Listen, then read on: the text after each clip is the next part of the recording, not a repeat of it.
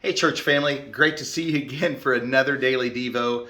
Today we're in Exodus chapter 11, and we're going to go through the whole chapter. It's a very short one, 1 through 10, and this is about the 10th plague that God is going to place on Israel. And you would think by now that Pharaoh would get it, but of course we all know he doesn't. He's hard-headed, but we'll see what happens here.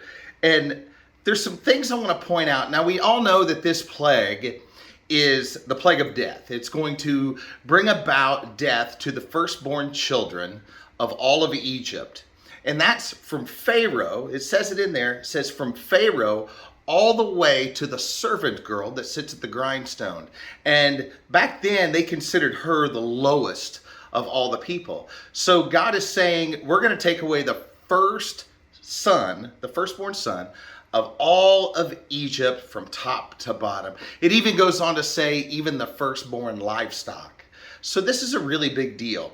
And as we see, God is with his people. See, there's a great distinction here between the Egyptians and the Israelites. And God is fighting for his people, the Israelites. And we should always remember that because God is always fighting for us. We are his people. We are his children. And he is always fighting for us.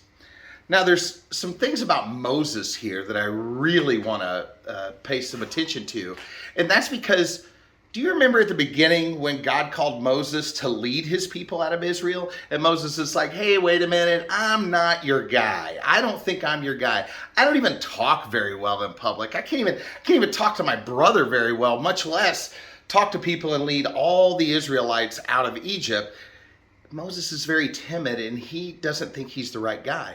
But here we see, right here in Exodus 11, Moses has gone from this timid guy to this guy with all kinds of leadership. I mean, he goes to Pharaoh and the people of Egypt and says, hey, this is what God's going to do. God's going to bring about a plague that's going to take your firstborn sons.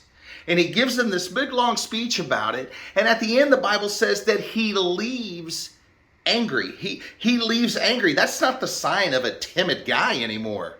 So what I want you to pay attention to is look how much Moses has grown while being with God, while being in the presence of God, while doing what God has called him to do.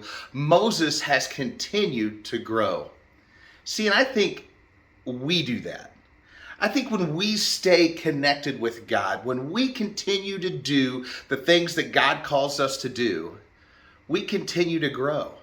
We go from this meek, this shy, this just not very confident type of person who is not sure about what they can do, to being more confident, to growing more, to just being more in line with what God has called us to. And I think it's a great example. I know we always talk about these plagues and we always concentrate on the plagues, but I want you to see something in here about Moses. We're Moses. And we start off, kind of down here.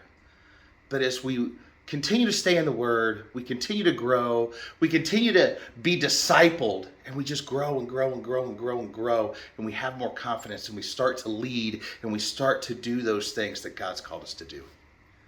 So, church family, be like Moses here. Let's stay in the Word. Let's continue to grow. Let's continue to mature in our walk with God, just like Moses did. And God will use us. Hey, it's always great to see you, church family, and I look forward to seeing you again.